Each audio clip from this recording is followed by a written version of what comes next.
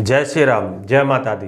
बहुत बहुत स्वागत हमारे खास कार्यक्रम में। आइए आज लेकर आए हैं मंगल ग्रह, जो ग्रहों में सेनापति होता है। और मंगल एक ऐसा ग्रह होता है कि व्यक्ति के अंदर रंग से राजा बनाता है।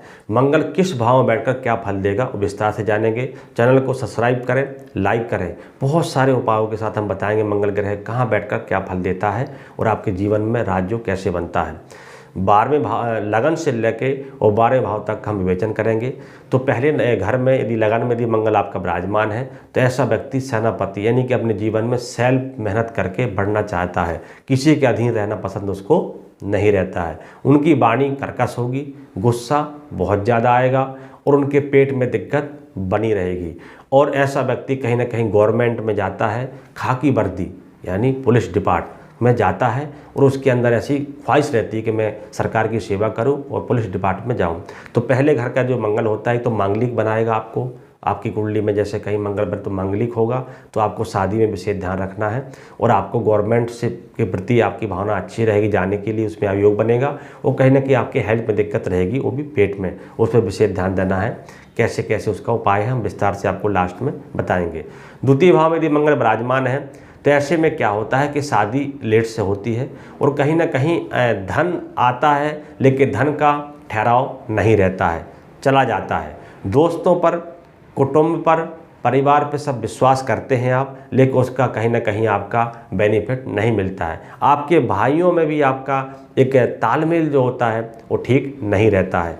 तृतीय भाव में यदि मंगल विराजमान है तो ऐसे में, हालांकि 3-6 का घर का मालिक मंगल होते हैं, आपको पता है। तो 3-6 में 6 में यदि अपने तृतीय भाव में विराजमान है मंगल, तो ऐसा में क्या है, व्यक्ति परिश्रमी होगा, मेहनती होगा और कहीं ना कहीं अपने काम में कर्मठ होगा। कहीं भी कोई काम चोरी नहीं करेगा, जो काम करेगा मेहनत से करेगा, उसका बेनिफिट उनको प्राप्त होगा।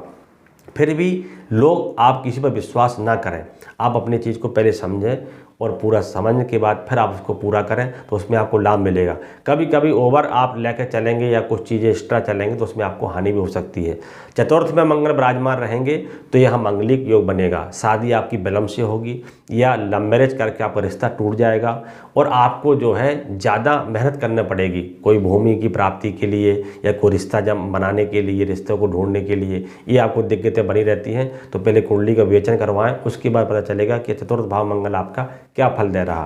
पंचम भाव में यदि मंगल विराजमान है तो ऐसा व्यक्ति सेनापति, इनकी जो सोच बहुत बड़ी होती है कि मुझे बहुत बड़ा अधिकारी बनना है, मुझे बहुत बड़े अच्छे काम करना है, आगे तरक्की करना है। तो पंचम भाव का मंगल जो होता है कहीं ना व्यक्ति को तीव्र बनाता है। तीव्र मतलब जोश में लाता है और एक गहराई के साथ व्यक्ति ओपन करता है, बढ़ता है आगे और बहुत अच्छे तरीके से अपने काम को सजाता है और व्यापार को, नौकरी के लिए आगे एक नई योजनाओं के साथ में भ्रमण करके उसको लक्ष्य को प्राप्त करता है। षष्ठ भाव मंगल विराजमान है तो आपके शत्रु आपसे पराजय रहेंगे, शत्रु आपके सामने कभी नहीं आएंगे। फिर भी अभी आपको षष्ठ भाव का जो मंगल होगा आपकी नई योजना बनाएगा, वो कहीं ना कहीं थोड़ा सा रोग रुकावट देगा, जैसे कि फोड़े फुंसी भी आपके बॉडी में या स्किन में दे सकता है, लेकिन उसकी दशा के अनुसार। तो षष्ठ भाव का मंगल भी आपके लिए सम फल देगा। सप्तम में यदि मंगल आपका विराजमान है तो यहाँ मंगलिक का निर्माण होगा। तो मंगली दोष में क्या होगा कि आपकी शादी में विलंब रहेगा या शादी आप मंगली लड़की से ही करें तो आपको लाभ मिलेगा। दूसरा, आप साझेदारी यदि व्यापार करते हैं उसमें आपको ध्यान रखना है कि आपको जो भी काम करना अपने सेल्फ से करना है और कभी कभी एक अंदर से आपको गुस्सा, आक्रोश आता है, उसको ठंडा रखने की आवश्यकता आपको पड़ेगी। अष्टम भाव में मंगल विराजमान रहेगा तो आपके मांगलिक दोष फिर बनेगा यहाँ पर। तो आपको मांगलिक का विशेष ध्यान देना है कि आपका अष्टम में मंगल है और ऐसे व्यक्ति के अंदर क्या है, हठी हो जाते हैं और कोई सपोर्ट नहीं मिलता है परिवार का ना भाइयों का। तो मंगली दोष का भी बड़ा प्रभाव आपके जीवन में रहता है, वो भी आपको देखना है। और कोई भी आप यात्रा करते हैं, विदेश की यात्रा करते हैं, तो कहीं ना कहीं आपको ध्यान रखना है कि हमें अपनी वाणी को बहुत संभाल के बोलना है। भाग यानी नवम भाव में यदि आपका मंगल भ्रमण करेगा तो ऐसे में आपको तीर्थ यात्रा का योग बनेगा और आपको कहीं ना कहीं किसी बुजुर्ग आदमी के माध्यम से सपोर्ट मिलेगा और कहीं ना कहीं सरकारी आपको व्यवस्थाएं भी मिलेंगी। और आप अपने पैदा होने से पिता का भाग्योदय होता है आपके और आप कुटुंब में एक नया पद ग्रहण करेंगे जिसमें आपका बहुत नाम होगा। दसम का मंगल आपका कुलदीपक योग बनाएगा।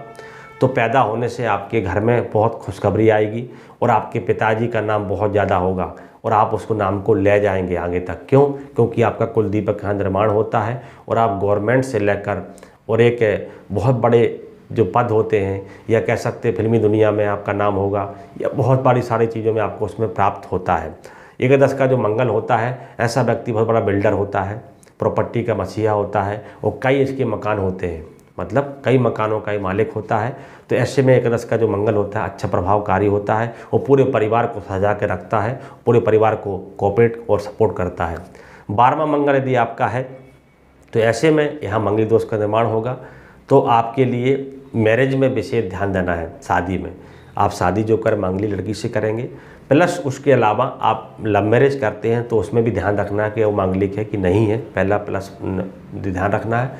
दूसरा, आपके लिए क्या होगा कि लोग आपसे जुड़ेंगे, आपसे काम निकालेंगे और आपको साइड कर देंगे, आपको समझ में नहीं आएगा। जब आप आगे बढ़ेंगे तब उसमें आपको एक खिन्नता दिखाई देगी।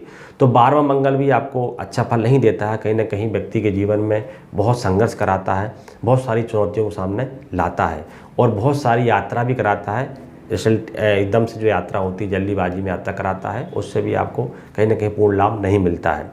विदेश जाकर आप सुखी रहेंगे, आपको बहुत अच्छा लगेगा। और इंडिया में आपको कहीं ना कहीं बहुत सारी चुनौतियों का सामना करना पड़ता है। तो कुंडली का पहले विवेचन करवाएं कि आपका मंगल किस भाव में बैठकर क्या फल देख रहा, दृष्टि संबंध क्या बन रहा, उस हिसाब से राजयोग कब बन रहा, और आपको यात्रा, विदेश यात्रा में और व्यापार करना है नहीं करना है, उस सारा कुंडली के अकॉर्डिंग हम आपको बताएंगे। तो इस तरह की सारी जानकारी आपको उसके द्वारा प्राप्त होगी। संस्थान के माध्यम से आप हमसे फ़ोन के द्वारा संपर्क कर सकते हैं। जय श्री राम। आप आचार्य पंडित राम अवतार मिश्रा से विविध प्लेटफॉर्म के माध्यम से भी जुड़ सकते हैं। यूट्यूब चैनल है वैदिक ज्योतिष संस्थान, फेसबुक आईडी वैदिक ज्योतिष संस्थान, व्हाट्सएप नंबर है 9650925716। हमारी वेबसाइट है www.astrovedic.com। हमारी मेल आईडी है वैदिक ज्योतिष संस्थान 15@gmail.com।